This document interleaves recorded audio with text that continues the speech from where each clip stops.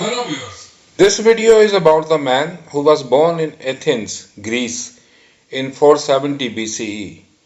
He never wrote a word, but is one of the most famous and influential thinkers of all times.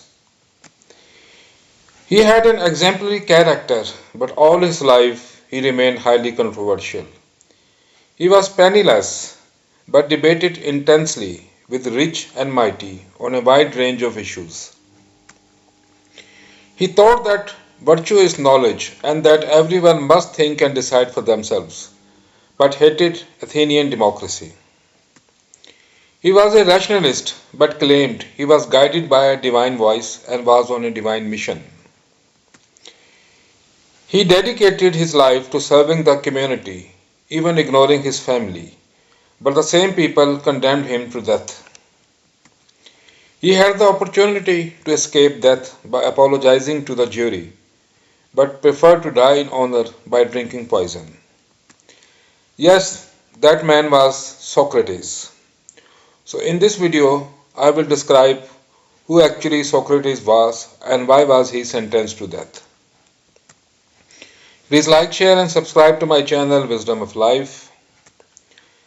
The major source of Socrates' life and teachings is his celebrated disciple Plato, who wrote philosophy in the form of dialogues. These dialogues almost always present Socrates as the main character. A man of great insight, integrity, self mastery, and argumentative skills. That's how Socrates is portrayed by Plato. Socrates' father was a stonemason and his mother a midwife.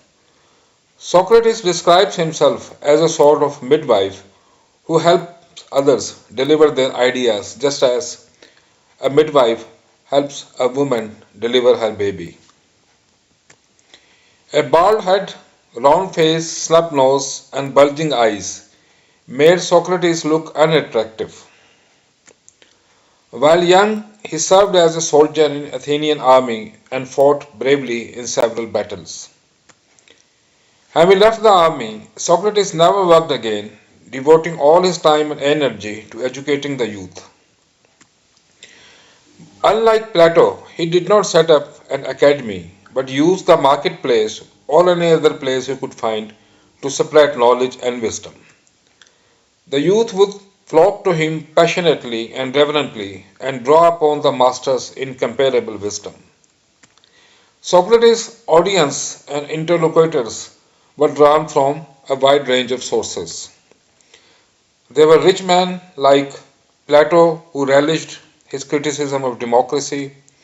There were socialists who liked his careless poverty and being penniless but dignified. There were anarchists who dreamed of a world where everyone will be free like him.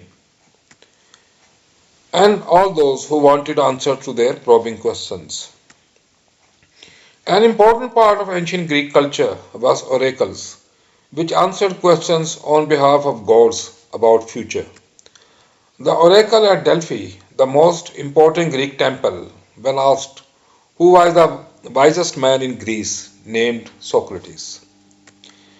But Socrates was modest enough to say, "All I know is that I know nothing."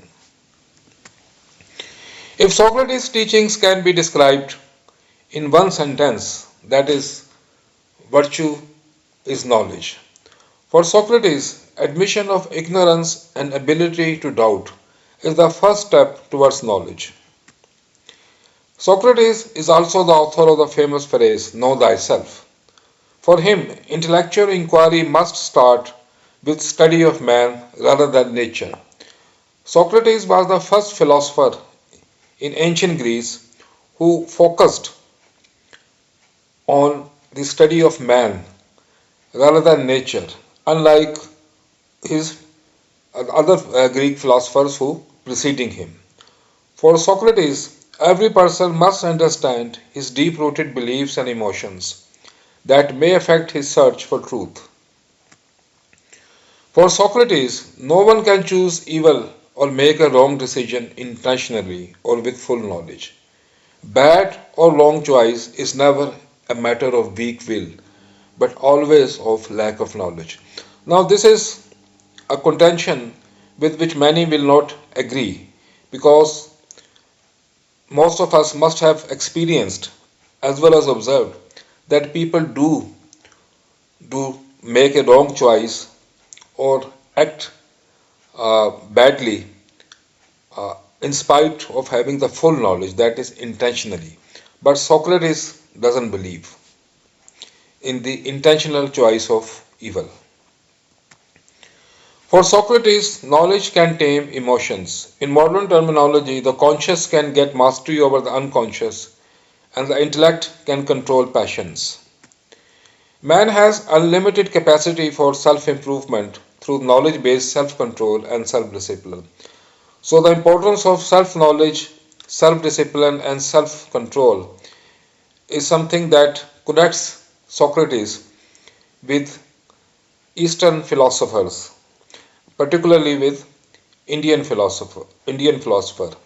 Confucius also, who was almost a contemporary of Socrates, emphasized the need of self-control and self-discipline.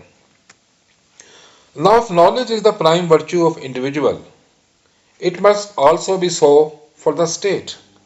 So for Socrates, the best state is one in which not the majority but the wise rule.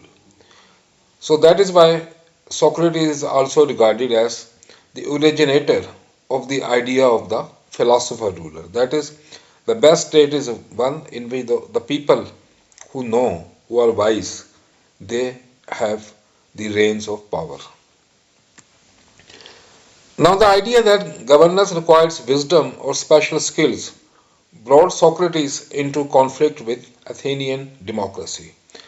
Now, Athens at that time was a model of democracy, but the democracy practiced in Athens was different from the present day democracy. It was a direct democracy in which every adult citizen was a member of the assembly which made laws and also performed judicial and executive functions from time to time.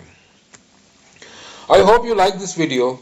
In the next video, I will explain to you Socrates' trial, charges that were brought against him, Socrates' defense, the conviction of Socrates, and Socrates' method, which is regarded as his most important contribution to philosophy of education.